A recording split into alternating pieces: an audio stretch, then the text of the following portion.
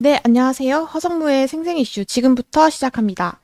네, 창원 특례시의 시장을 역임하신 허성무 성산구 지역위원장님 모셨습니다. 위원장님 안녕하세요. 네, 안녕하세요. 허성무의 생생 이슈 허성무입니다. 반갑습니다. 네, 지난 월요일에 국회 기자회견차 다녀오신 걸로 아는데요. 어떻게 되었는지 궁금하고요. 또 어떤 성과가 있었는지 궁금합니다. 예, 이미 여러 차례 방송을 통해서 우리 팬들께서 알고 계시지만 우리 창원 지역의 미군의 사격장이 확장되고 있습니다. 이것의 부당함과 시민의 안전을 위협하는 것에 대해서 저희들이 여러 차례 말씀을 드렸고, 그 과정에 미군과 대한민국 국방부 사이에 주고받은 공문을 저희들이 확인해 보니까 미군 측에서는 우리 국방부의 업그레이드라고 해서 확장과 새로운 공사가 명확하게 들어 있었습니다. 그런데 우리 국방부는 단순히 안전시설 보강이다, 이렇게 해서 그냥 바로 지자체와 협의 없이 그렇게 공사를 하도록 했던 것입니다. 그래서 이런 명확한 사실이 밝혀져서 저희들이 이게 국방부의 실수인지 아니면 의도적인 축소 은폐인지를 밝히라고 주장했고, 만약에 이게 확장인 걸 알고 있었더라면 국방부의 군수국이 아니라 국방부의 시설국이 협의를 했어야 되고, 그 시설국이 지방자치단체와도 협의를 했어야 되고, 그리고 우리 시민의 의견이 그에 따라서 반영이 될 수밖에 없는 상황이었는데, 오히려 군수국에서 그냥 단순히 안전보강 정도로 파악하고 공사하도록 함으로써 우리 시민들이 몰랐고, 대규모 벌목이 진행되고 나서야 벌겋게 드러난 황토를 보고 놀라서 우리가 나섰다는 것을 말씀하게 되었고요. 여기서 명백하게 국방부의 실수이든 고의이든 문제가 있다는 점을 지적했고, 어떤 경우에도 더 이상의 확장은 안 되고, 기존에 있던 사격장마저도 너무나 도심의 한복판에 있고 시민들과 가까이 있기 때문에 반드시 폐쇄, 즉각적인 폐쇄할 것을 요구했던 것입니다. 이러한 사실들을 우리 국방위원들이나 국회에도 알리고 시민과 국민들에게 알리고 기자들을 통해서 알릴 수 있도록 조치했던 것이고요. 저희들이 그 효과가 여러 언론에 보도됨으로써 크게 있었다, 이렇게 봅니다. 네, 저도 언론에서 봤는데 KBS, MBC 뉴스에도 나오고 보도가 많이 됐더라고요. 이 부분에 대해서 후속 대책을 어떻게 갖고 계시는지요? 예, 저희들이 그렇게 기자회견을 했음에도 불구하고 국방부나 창원시, 미군 측에서는 어떤 반응도 지금 보이지 않고 있습니다. 그래서 저희들은 저희 국회 국방위원들과 아마 지역에서 이것과 관련된 정책 토론회도 한 번 더 하고, 또 현장도 방문하는 등 후속적인 조치를 취하려고 노력하고 있습니다. 그 과정에서 기존의 시민사회 전체와 함께하는 연대기구를 통해서도 시민들에게 더욱 이것의 위험성을 알려내고, 우리 시내 한복판에 있는, 그래서 시의 발전도 가로막고 시민의 생명도 위협하는 이 사격장을 반드시 이전하도록 계속 촉구해 나갈 계획입니다. 네, 잘 알겠습니다. 시민의 안전을 위해 서울까지 다녀오시느라 너무 고생이 많으셨는데요. 오늘 생생 이슈 또 다음 주제로 넘어가겠습니다. 윤석열 정권이 야간 집회를 원천적으로 봉쇄하는 법을 만들겠다고 움직이고 있는데요. 여기에 대해서 어떻게 보시나요? 예, 야간 집회 금지. 이건 헌법재판소에서 위헌이라는 판결이 이미 나온 내용입니다. 헌법재판소에서 집회를 야간이라고 해서 막는 것은 집회의 자유를 보장하고 있는 헌법에 명백하게 위반된다라는 판결을 이미 내렸기 때문에 그 판결을 위배하는 또 결정을 정부가 하려고 하는 것이고, 이 정부의 태도 정말 어처구니가 없습니다. 대한민국은 자유민주주의 국가입니다. 윤석열 대통령이 취임사에서 자유를 35번이나 강조했다고 우리는 알고 있습니다. 그뿐만 아니라 취임 이후에도 8.15 기념사든 등등에서 끝없이 자유를 외치고 노래하고 있습니다. 윤석열 대통령이 그렇게 외치는 자유, 그 자유의 핵심, 민주주의의 핵심이 집회의 자유입니다. 집회와 결사의 자유, 양심의 자유, 이런 것들이 자유민주주의의 근본입니다. 저는 야간 집회를 금지시키려고 하는, 통제하려고 하는 그 자유를 억압하려고 하는 윤석열 정권의 이런 태도, 민주주의의 민자도 모르고 자유의 자자도 모르는 망나니 같은 행동이고 그야말로 독재의 본성을 드러냈다. 이렇게 말씀드립니다. 우리는 과거에 군사 독재 정권 내지는 독재 정권 이런 표현을 썼습니다. 이승만 독재 정권은 군사 독재 정권이 아닙니다. 이승만은 과거에 한때 독립운동가였기도 했고 미국에서 민주주의를 배웠던 사람이기도 하지만 그가 집권하면서 독재라는 것이 어떤 것인가를 제대로 보여준 독재의 전형이었죠. 그리고 그 이후에 잠시 민주화의 꽃이 피었습니다만 그것을 짓밟고 박정희 군사 독재 정권이 들었었습니다. 그 독재 정권 시절에 자유와 민주가 어떻게 억압된 걸 우리는 잘 알고 있습니다. 그리고 전두환 독재 마찬가지죠.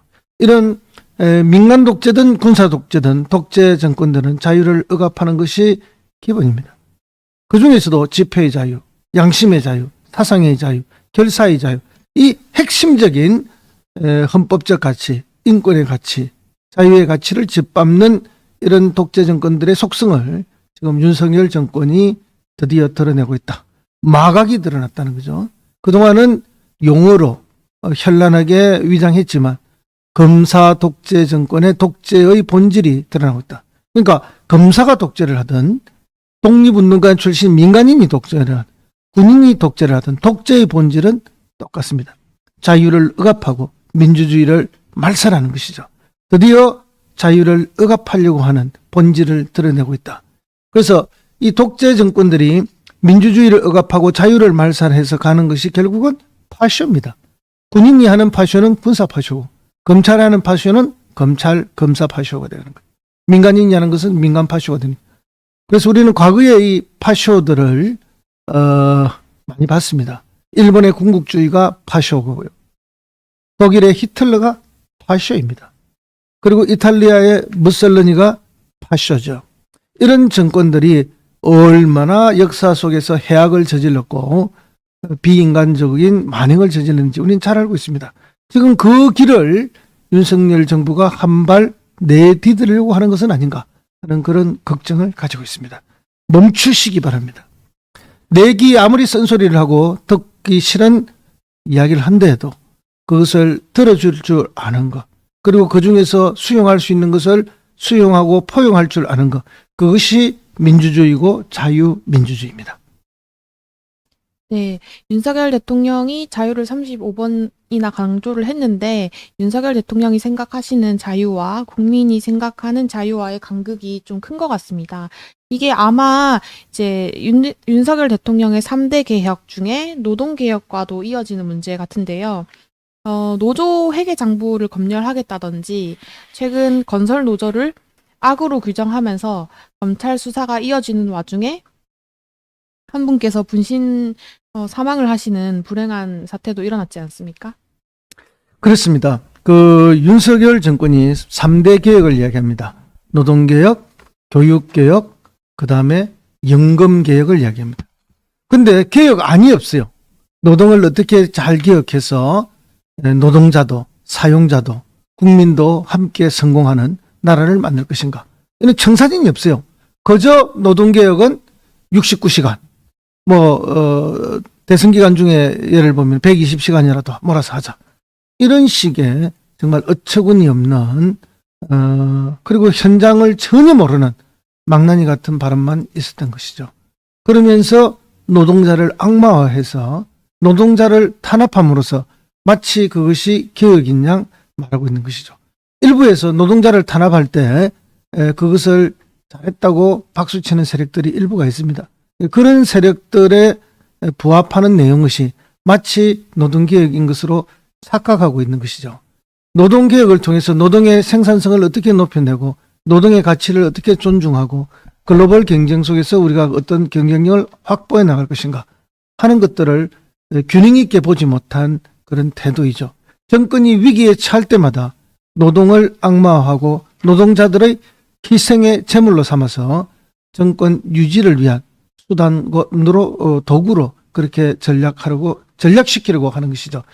정말 화가 나지 않을 수가 없습니다. 저는 윤석열 대통령이 역사 속에 성공하는 대통령이 되어야만 대한민국이 역사 속에 발전하고 진전이 있다고 봅니다.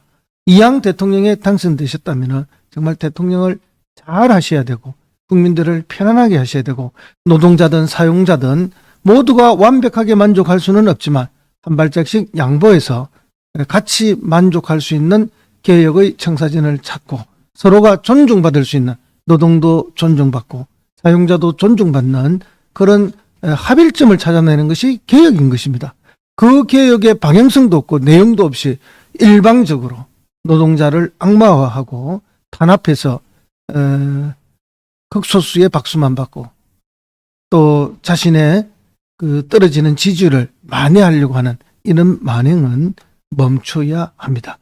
특히 최근에 강릉에서 한 건설 노동자가 너무나 억울해서 분신 자살하는 사건까지 있었습니다.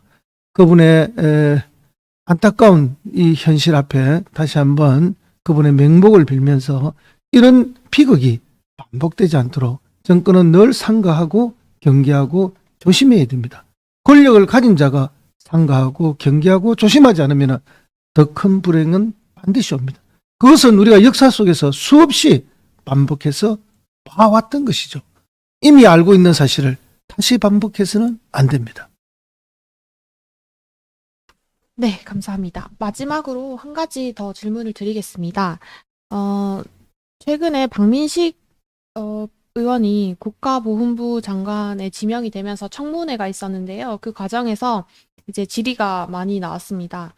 그 중에 하나가 국가보훈처 웹진 표지 모델에 직장 내 괴롭힘 가해자를 표지 모델로 삼아서 논란이 되고 있는데요. 이런 문제가 어제 오늘 일이 아닌데도 왜 자꾸 이런 일이 벌어지는 건지, 그리고 거기에 대해서 어떻게 생각하시는지, 대책 같은 거를 생각해 보신 적 있는지 궁금합니다.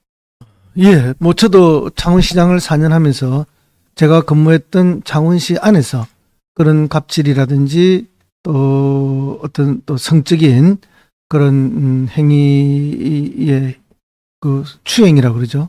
그런 것들을 통해서 같은 직원들 내에서 피해 사례들이 많이 발생을 하죠. 그래서 저는 뭐 그런 경우에 언제나 단호하게 대처했습니다. 특히 그 성적인 문제에 있어서 그런 갑질이나 추행이 있었을 때 일단 선 해임 조치한다. 그래서 단호하게 대처했고 그 단호한 도처를 통해서 경종을 울리고 반복되지 않도록 했습니다. 그러나 많은 사람들이 있다 보면은 구성원들 내에서 비슷한 일이 반복되어서 일어나는 것도 사실입니다. 그렇기 때문에 모두에게 이런 경우에는 반드시 일벌백계의 단호한 처분이 내려진다는 것을 인식시키는 게 매우 중요합니다. 그래야 그런 것들에 대한 경계와 조심이 생기는 것이죠. 뿐만 아니라 방금 말씀하신 그런 내용들도 마찬가지입니다. 가해자는 그렇게 표지 모델도 되고 승승장구하게 되고 피해자는 피해 다니고 숨어야 되는 이런 정반대된 나쁜 예들이 있어서는 안 되는 것이죠. 그래서 단호한 대처가 있어야 됩니다. 이제 뭐 본부가 됐는데요. 이 피해자가 문제 제기를 했음에도 불구하고 내리지 않았다고 합니다. 근데 이제 청문회에서 본격 문제 제기되니까 이제 내렸다고 하는데 이런 안이한 태도는 정말 문제가 많습니다. 언제나 피해자의 입장에 있어서 문제를 해결하는 그런 태도를 갖는 것, 그리고 조직 전체가 그런 태도를 늘 지향하고 있는 것이 중요합니다. 그럴 때 이런 불행한 갑질이 발생하지도 않고 또 설사 발생한다 하더라도 즉각적인 시정 조치가 가능할 것으로 봅니다. 네. 마지막 질문이었는데 댓글에서 조금 유의미한 얘기가 나와서 하나만 더 하고 갈게요. 네네네. 그 원외 지역위원장 모임에서 어떤 이야기들이 있었는지 가장 인상 깊은 것 딱 한 가지만 짧게 말씀해 주신다면. 예. 지금 뭐 우리 당이 굉장히 어려움을 겪고 있는 건 사실입니다. 돈봉투 사건이 있었고요. 김남국 의원의 고잉 사건이 있습니다. 보는 관점에 달라서 뭐 억울하다 이런 이야기도 있고 우리가 더 뻔뻔해야 된다 이런 이야기도 있고요. 도덕적 기준이 너무 높다. 그게 중요하냐. 동지를 감사하는 게 중요하다. 이런 이야기도 있는데 저는 그 자리에서 두 가지 이야기했습니다. 저는 뭐 이재명 대표가 들어오고 나서 이 지역위원장, 원외위원장이 처음 갔습니다. 제가 안 가도 되고 가봐야 별 내용도 없고 제가 원외위원장 20년입니다. 늘 그런 회의들이 있었고 그때마다 뭔가가 있고 굳이 제가 안 가도 되기 때문에 멀리서 가기 어렸던 거죠. 근데 이번에 꼭 갔습니다. 뭔가 한마디 해야 되겠다. 뭔가 방향이 흐트러졌을 때 내가 꼭 한마디 하겠다는 마음을 가지고 갔는데요. 두 가지 이야기했습니다. 하나는 첫째, 뭔가 개혁을 해야 된다. 혁신을 해야 된다. 그러면 몇 가지를 보여줘야 되는데 그 중에 하나가 대의원제 폐지를 해야 되겠다 하는 걸 제가 강력히 주장했습니다. 물론 그것을 반대하는 원외 지역위원장들도 계셨습니다. 반대하는 사람의 논리도 완전히 다 틀린 건 아닙니다. 부분적으로 맞는 논리가 있죠. 그러나 우리 당에 있어서 대의원 제도라는 것은 역사적 소명이 끝이 났습니다. 그리고 실질적으로 대의를 하지도 못하고 있습니다. 그렇다면 이제는 폐지해야 됩니다. 왜? 당원의 숫자가 100만이 넘었습니다. 당비를 내는 당원의 수가 100만이 넘고 있으면 그 당원을 믿어야 됩니다. 그 당원의 마음을 얻을 수 있는 정치를 해야 됩니다. 그 다음에 그 100만 당원 위에는 5천만 국민이 있습니다. 국민을 믿고 하는 정치가 돼야 됩니다. 국민의 지지를 받는 정치를 할 수 있어야 됩니다. 그러면은 그런 어떤 특정한 제도, 그거로부터 생기는 수많은 부작용, 이제는 떨칠 수 있다고 확신했기 때문에 일부 반대하는 지역위원장님들 계셨지만 제가 오히려 강력하게 주장해서 강력한 요구를 받았다라는 발표가 나오도록 했고요. 반대하시던 몇몇 위원장님들이 마지막에 웃으면서 저에게 허 위원장이 그렇게 강하게 주장하니 나도 동의하겠다 이런 말씀도 해 주셔서 이 자리를 빌려서 다시 한번 감사의 말씀을 드리고요. 그 다음에 제가 거기서 이 말씀 한번 드렸습니다. 우리가 뻔뻔해져야 된다 더 이런 주장을 하신 분이 있길래 제가 그 말씀을 드렸어요. 뻔뻔하려고 우리가 정치하느냐. 국민의힘당 저 못된 것들이 그렇게 뻔뻔한데 우리도 그러면 그들처럼 뻔뻔해지려고 이 정치를 하는 것은 아니지 않느냐. 우리가 이 정치를 하는 것은 더 나은 나라를 만들고 국민들에게 더 좋은 삶을 만들고 그것을 함께하기 위해서 정치를 하는 것이지 우리가 더 뻔뻔해지려고 하는 정치가 아니다. 그 점에 있어서는 우리가 명확하게 정치를 하는 초심을 다시 한번 생각해야 된다. 그런 말씀을 드렸고요. 그 자리에서 똑같은 표현을 쓴 건 아니지만 최근에 도덕과 관련된 문제 이야기들이 많이 있습니다.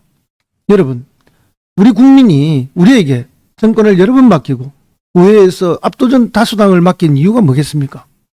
대한민국 근현대사가 시작되면서 친일파와 그리고 군사 독재자들이 또 거기에 부역하는 자들이 대한민국의 주류를 행성했던 거 사실입니다.